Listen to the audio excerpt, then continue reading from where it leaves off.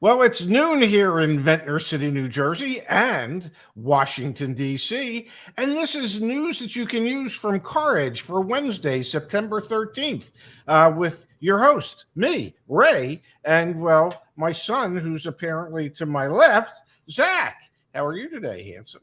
Doing pretty good. It is a little bit of chaos here at the various CarEdge headquarters. We couldn't get some of the cameras to work, but that's okay. We'll be back in full force tomorrow. I am sure of it, Dad. Here's the deal. Yes. We have new data. It came out from the monthly Cox Automotive Report. Millennials and Gen Z, they're choosing to stop purchasing new cars. And I called out specifically for today's show, Ford, Yes. Ram, Dodge, and Jeep, because those are the automakers where we've seen prices go up. I'm not really leaving. I'm just turning off the other camera that's not working. Dad, but no one... Yeah, nobody can see, but I can, and it was driving me crazy. Sorry about that. So millennials and Generation Z are boycotting Ford, Ram, Dodge, and Jeep. And why is that, young man? All right, let's look at it. You are funny, man, but we're going to make it work. Younger shoppers, this came out from a data set released just today from Cox Automotive. Younger shoppers are more inclined to delay a vehicle purchase as they wait for prices to drop and better incentives from dealers. Look at this, Dad. 42% of Gen Z and millennials have said that they are going to delay their vehicle purchase because they're waiting for prices to get better. And then we look at yesterday's data. Yesterday, we dug all the way into the KBB data. Hopefully you can see that on your screen, Pops. There are certain automakers here who have jacked up their prices year over year like crazy. Yes. Dodge up 12%. We've got Ford here up 4.4%. That $56,000 Ford pickup truck, it's really breaking the bank for some. $54,561 Jeep. The Rams that we talked about yesterday, Dad, are $65,333. You juxtapose this price information with this research that Cox Automotive has done, and you have a younger generation boycotting expensive cars. That's what I see. What do you see? Well, I maybe just maybe the younger generation is not boycotting it as much as they're saying can't afford it. Okay, maybe that's what. Oh my God, I switched sides. Maybe which is the proper side, by the way. And maybe that's why they're not buying, because they absolutely can't afford it. And if you can't afford it, you might as well take yourself out of the market. And yes, say you're gonna. Well, I'm going to wait for prices to go down and incentives to get better. And the wait for prices to go down, well, they could be. They could be much older by the time they actually buy a car if they're waiting for prices to go down. You know what I found interesting about this, Pops? When you look at the numbers, you see that line where it says interest rates are too high. It's got Gen Z and then it's got Gen X and baby boomers. Yeah, hard to see, but yeah, I mean, I know you got those old eyes. Give me a second. I'll zoom in here for you. Dad, yeah. I'm just saying. Only 21% of Gen Z and millennials are concerned about interest rates being too high. We also have the latest interest rate data from Cox Automotive this morning. Let me put you on the spot. What do you think the average in September, so far in September, new car interest rate is on an auto loan? What do you think, Dad? 9.87%. All right. And what do you think it is for a used car? 13.9%. Okay, you're really good at this. We obviously spent a lot of time looking at this data. 9.48% and 13.85%. What I found shocking here is that a smaller percentage of young people, Generation Z and millennials, are boycotting the idea of purchasing a vehicle because of interest rates. When interest rates are sky high, I mean, these are really, really high. They're choosing to boycott purchasing because the prices of the cars are too high. That to me was like a bit of an aha moment. Whoops, I made you really big there. That to me was a bit of an aha moment because they're not even factoring in the realization that their APR is going to be through the roof. Yeah, they could care less what the APR is. They're more concerned with what the price is. Bless them for that.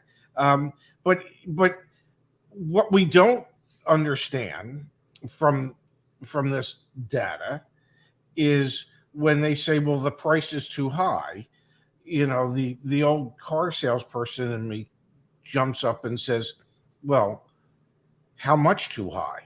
what is your definition of car prices are too high? Is it car prices are too high by $1,000? Is it car prices are too high by $10,000, $20,000? I mean, what does that mean when they say, well, we're not buying because car prices are too high? It's a relative term, but in relation to what? Where would they want the numbers to be?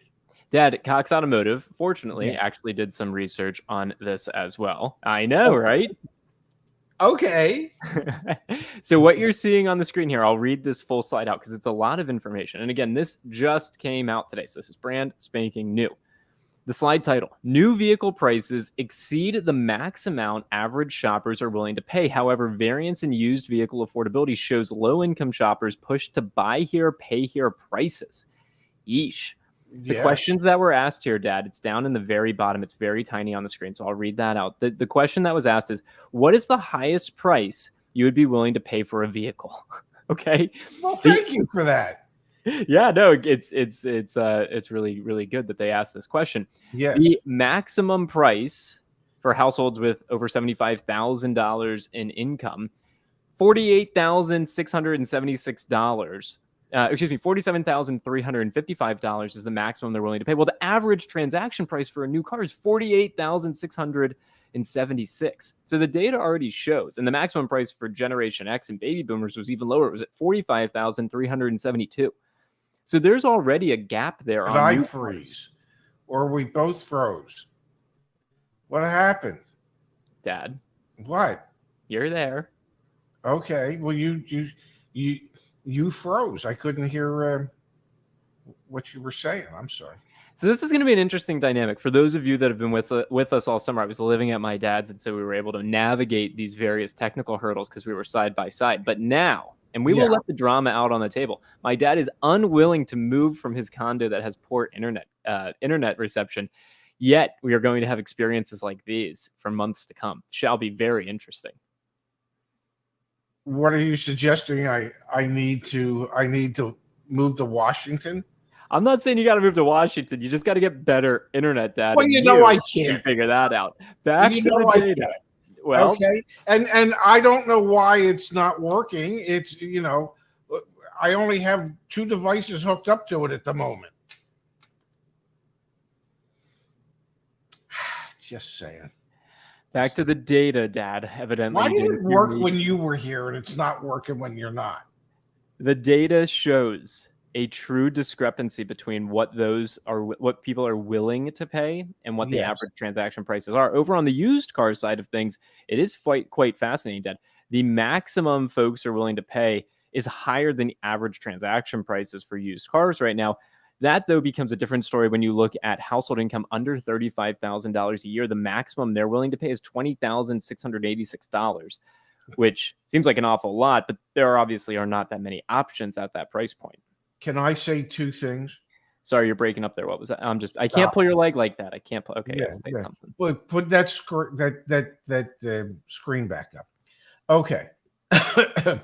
The average amount. Okay, so for new cars, this is for households with an income of $75,000, and they're willing to spend $47,000 for a vehicle. Is that correct? No, the maximum if your household is over 75,000 is 50,669. On average across everyone, it's 47,350. Okay, and if it's below, my point is that even if your household income is 75,000 plus, you can't afford a $50,000 vehicle. Okay, that is too much debt to take on relative to your annual income. And on the used car side of things, if people are making less than $35,000, they can't afford a $30,000 or a $28,000 car. Those are like pie in the sky numbers for people that they probably haven't done adequate research to say, holy mackerel, if we went for a car that was that expensive with our income and we had to finance a portion of that, that equates to a monthly payment that we can't afford. It just seems to me. Your 10% rule, I mean, we're not even at, think about it for a second. Think about what the rule is here. This data from Cox is alarming, to be honest. Yes. We're saying if we make at least $75,000 a year as a household, we're willing to spend $50,000 to purchase a new car. What rule is that? Is that the 1-to-1 rule? I want $1 I earn to go towards every $1 I spend on my car. I mean, that is asinine. I was going to say, I think that's the stupid rule. Okay, that I think that's the I'm too stupid to actually think about it rule. You know, I'm no Dave Ramsey, but it seems to me it doesn't take a genius to figure out that if you're making $75,000 a year, spending $50,000, spending 2/3 of your income on a car is insane. It's nuts. It's knuck and futz. It's knuck and futz. So people need to readjust their thinking. And manufacturers need to readjust what they're building so that we can bring more people back into the marketplace. Because I'm telling you, those people that are earning $75,000, when they go to buy that car that's $50,000, and they go, yeah, you know, we'll put $5,000 down, so they're going to finance $50,000.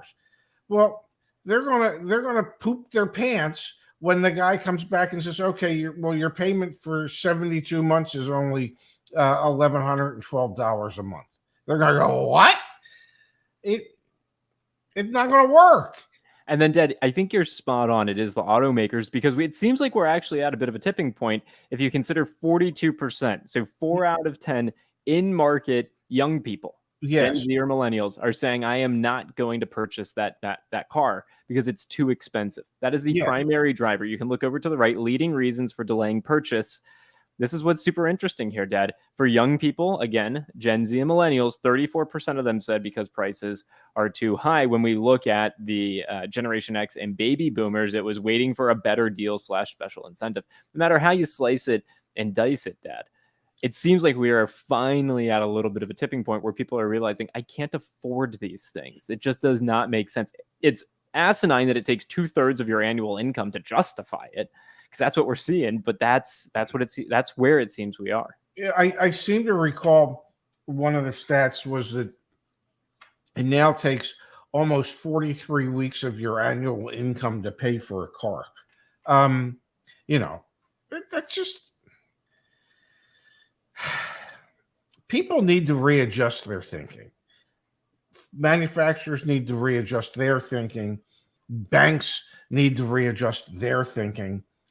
There are so many aspects of this where there needs to be dramatic changes. You know, just because the price of vehicles has gone up doesn't mean that the banks should approve as many car loans as they have based on old data. Okay, we have no idea what the long-term impact of 72, 84, 96-month financing is actually going to be on people's personal finances. We just don't know. Now, if I were to guess, the long-term impact is going to be severely negative, because a lot of those people, when after 5 years of ownership and they want something newer, are going to find out, well, they're still severely upside down in their trade, and they're in no position to be able to trade out of that vehicle. That there's things they're going to want to be able to buy, but because they are so burdened by these very high auto payments for very long terms, that it cuts back their buying power for other things. The negative impacts on the overall economy 3, 4, 5, 6 years from now, at this point, are truly unknown. But I think they could be more severe than anybody's given any thought to. Well, Dad, Cox is putting some thought into what the implications are for dealers. Obviously, that's Cox's business. It's how do we support Yes. dealers? Let's look at those implications for dealers in 2023, and then we'll switch gears here. Number one, dealers should leverage available information to develop marketing strategies targeting specific consumers who can afford new vehicles as prices and interest rates reduce the number of potential buyers. Okay, so double down on people who can afford to buy stuff. That's what that says. Yeah, it's saying you're wasting your time, effort, and money to advertise to a mass market. You need to advertise to a more targeted market. Right? I get that. Life would be better though if it was a wider market. Absolutely. So number two, that Cox says, implications for dealers. As the used vehicle market shifts towards higher income brackets, dealership sales conversations for pre-owned vehicles need to be tailored to meet the demands of higher paying customers. I don't know what the hell that means.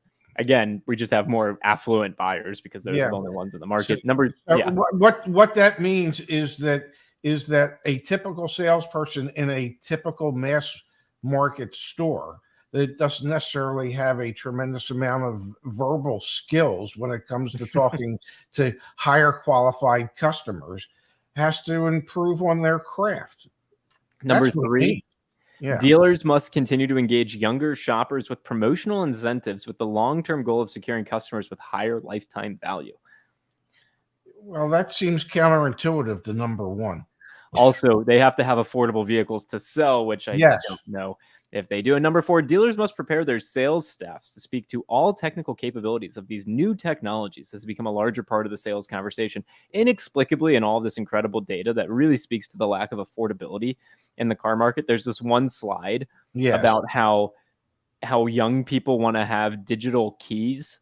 Like, I don't know. I saw this and I just kind of laughed. I was like, what? Like, when this slide just came out of nowhere, it was like, most people don't have digital keys for their cars, but young people want them. I'm like, what are we talking about here, guys? But well, young people apparently want digital keys for cars and digital keys for their homes, and that way you don't have to carry keys. Okay, you don't need a key ring. You don't, because I don't know, you stuff your key ring in your front pocket, and my God, you wear out the fabric where that key ring, it's good point. Really strong assessment. If you're not careful, one of them keys can poke you in your thigh.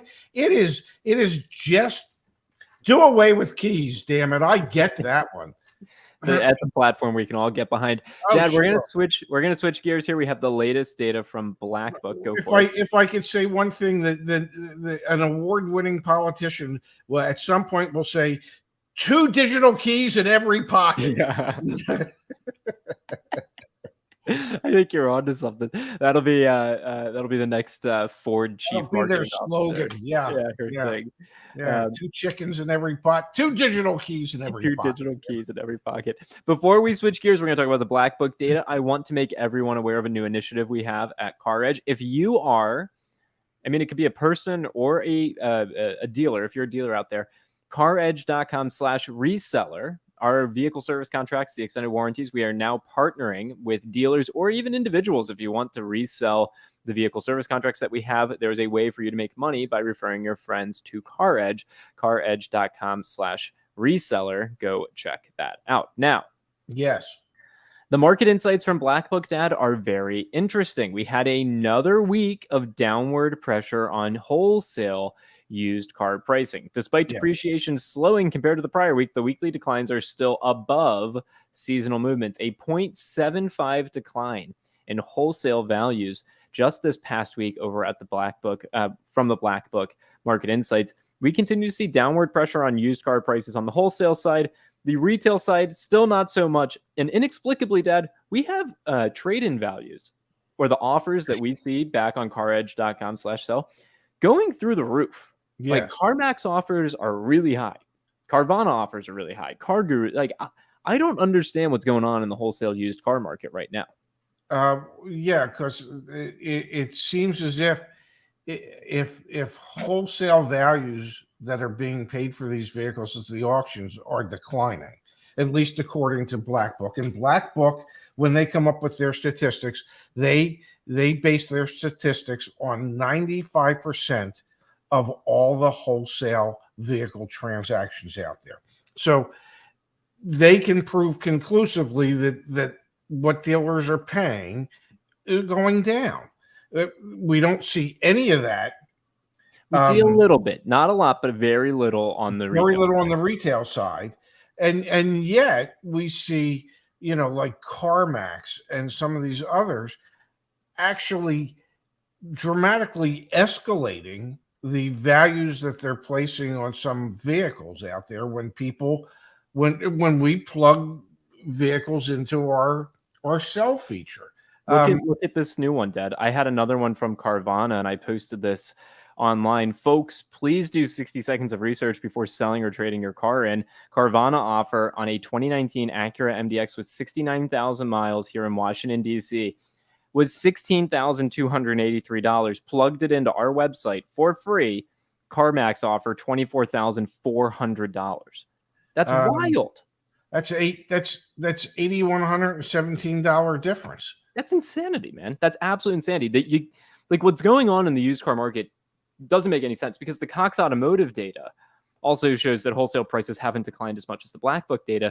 I think you have a lot of people trying to interpret and understand what's going on. At the end of the day, we're not seeing that much downward pressure on used retail prices, but evidently if you do your shopping around, people are overpaying again for used cars. So like that's kind of good news. Well,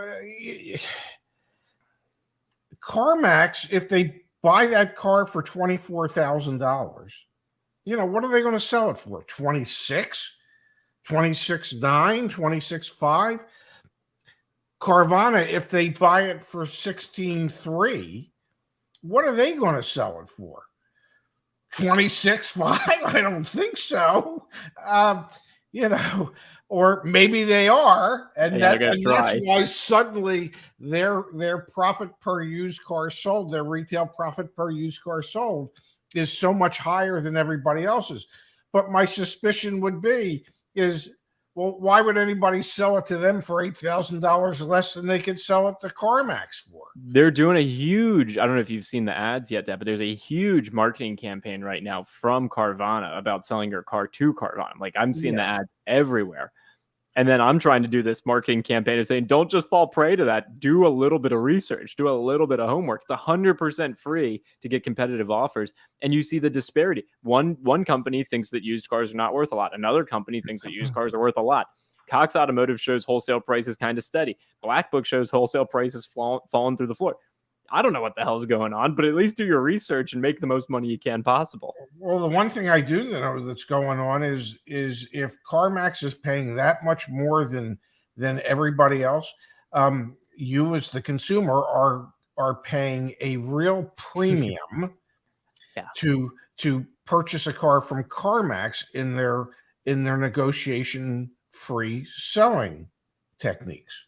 And that's not to say that negotiation-free stores can't have market-based pricing.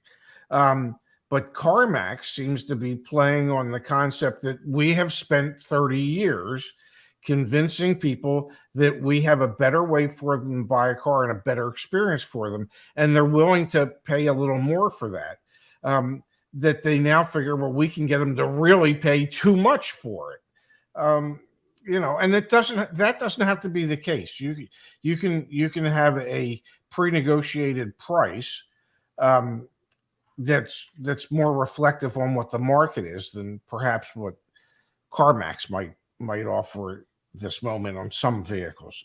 In my opinion. But again, if you're selling a car, please go to them in a heartbeat. Yeah, and do just see who's going to pay the most. Because again, no one knows what's going on. Everyone has a different perspective on what's going on. Take advantage of it. It's an arbitrage moment. Imagine you could.